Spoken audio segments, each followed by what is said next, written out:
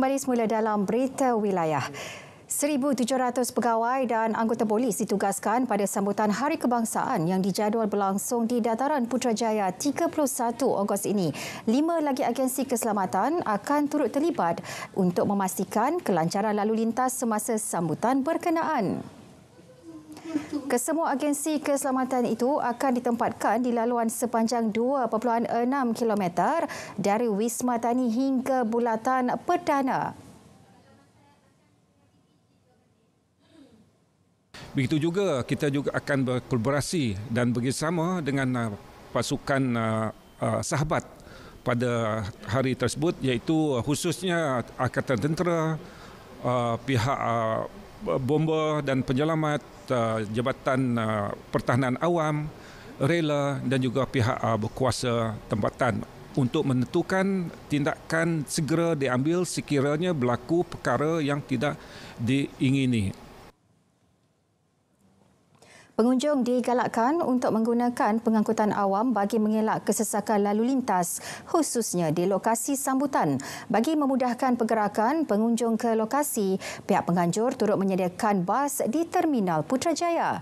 Beliau ditemui selepas menjadi panel di Selamat Pagi Malaysia di Angkasa Puri Kota Media. Sementara itu, selain aksi terjunan 6 komando dari pasukan VAT-69, Ketua Polis Negara Tan Sri Razarudin Hussein Elias Abu Rasid akan turut serta mengetuai perarakan pada sambutan berkenaan. Ketua Polis Negara sendiri akan turun padang untuk mengetahui detachment kita dengan menunggang kuda. Begitu juga ingin saya kongsi kat sini dalam segmen cabaran dan ketangkasan melalui pasukan 69 komando kita akan membuat pertunjukan terjun tepat daripada ketinggian lebih kurang 3,000 hingga 4,000 kaki. So pertunjukan ini akan mempamerkan ketangkasan pihak 69 komando kita. Jasa dan pengorbanan pejuang negara perlu terus dikenang dan dihargai. Isteri Perdana Menteri Datuk Seri Dr. Wan Azizah Wan Ismail berkata, nilai kemerdekaan bukanlah murah kerana ramai pejuang telah terkorban demi memperjuangkan kebebasan tanah air. Datuk Seri Dr. Wan Azizah turut menyeru rakyat Malaysia untuk bersatu hati.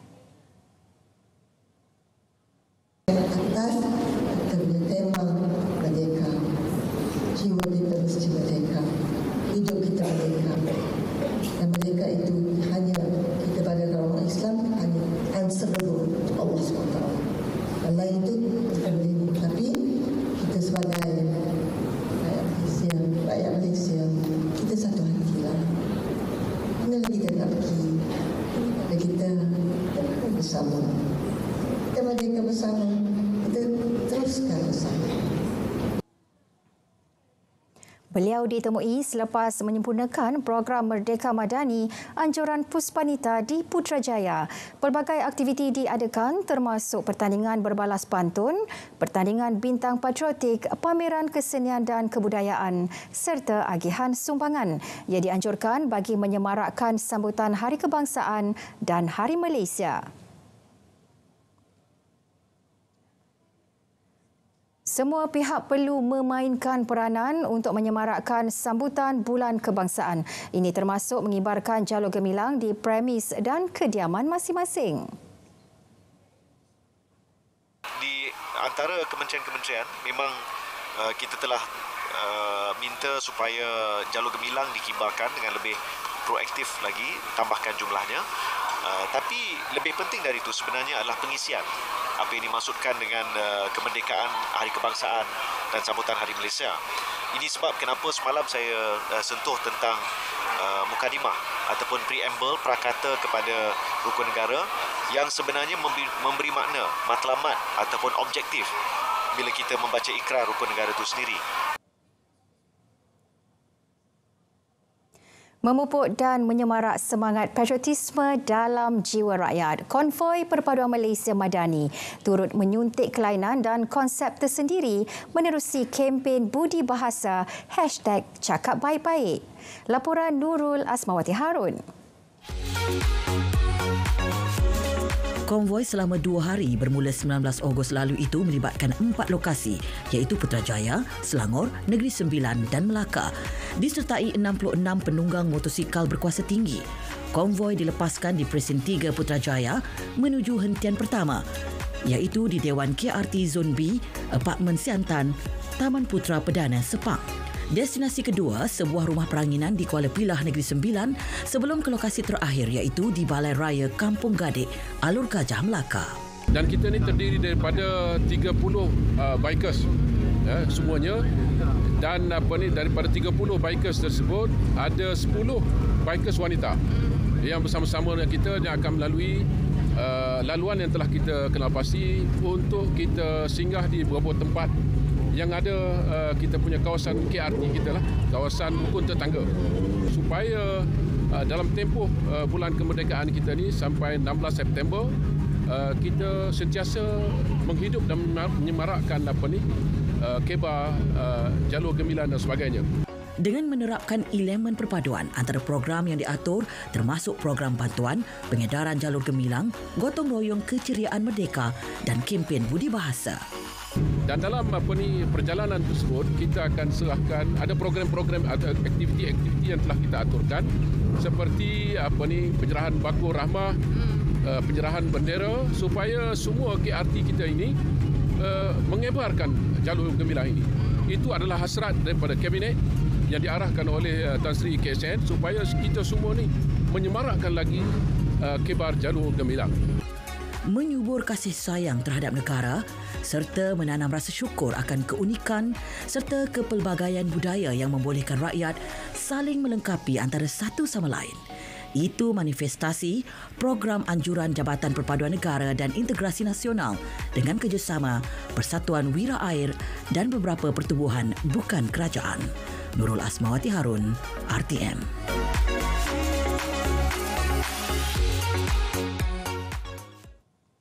Laporan penuh tragedi tanah runtuh di Batangkali pada Disember lalu dijadual dibentangkan kepada jemaah menteri dalam masa terdekat. Menteri Kejaraya Datuk Seri Alexander Nathalinggi berkata, ketika ini pihaknya masih menunggu ulasan daripada Kerajaan Negeri Selangor.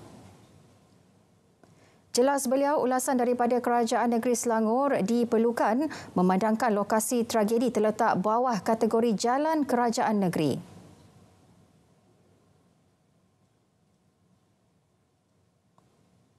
Masa sikit, selepas tu barulah kami boleh angkat Kejaraya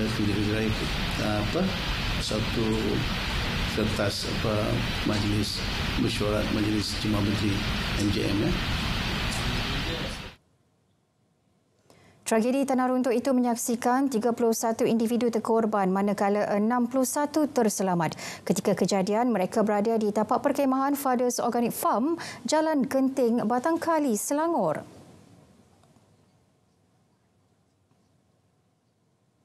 9 warga asing ditahan menerusi ops penghantar yang dijalankan Jabatan Pengangkutan Jalan JPJ Kuala Lumpur selepas disyaki menjadi penghantar tanpa permit membawa penumpang. Wartawan Audi Muhammad Noor yang mengikuti operasi tersebut ada laporannya. What did I do? I'm a student. Talk later. Please. What happened, sir? Masih lagi ada yang mengambil kesempatan menggunakan visa pelajar dengan melanggar undang-undang, membuat perkhidmatan seperti e-hailing dan juga kereta sewa secara tidak sah. Operasi melibatkan 79 anggota JPJ dan Jabatan Imigresen Malaysia tertumpu sekitar Gombak dan Wangsa Maju.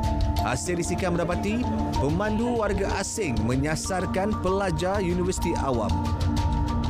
Kegiatan ini kita kenal pasti dikabarkan semenjak tahun 2000. Tapi waktu itu kita belum ada WhatsApp, belum ada Telegram, jadi secara panggilan telefon dan sebagainya. Jadi apabila sekarang ni dah semakin canggih, dia ada WhatsApp, Dan dia ada grup WhatsApp lah, grup Telegram yang mempunyai ribuan ahli. Dia ada ahli terdiri daripada pemandu dan juga penumpang. Penumpang pun jadi member pada grup Telegram tu. Dan bayaran kita laksanakan secara QRP ataupun transfer kepada pemandu. 22 notis kesalahan turut dikeluarkan termasuk kesalahan tidak memiliki lesen memandu dan salah guna lesen kenderaan.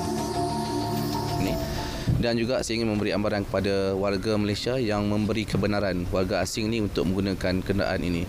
Ini kita kali ini kita buat pendekatan yang lebih lembut. Kita hanya sita dan kita beri kesalahan kita ambil di bawah Seksyen 23 tu. Pada masa-masa depan saya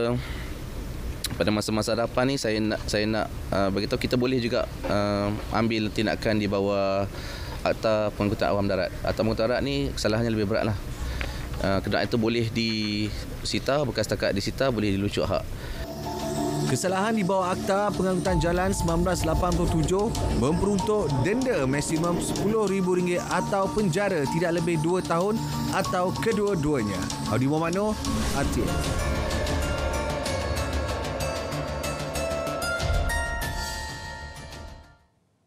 Kejohanan Badminton Dunia 2023, perseorangan lelaki negara Eng Ziong bermula langkah kanan apabila berjaya mengesahkan kemaraan ke pusingan kedua kejohanan.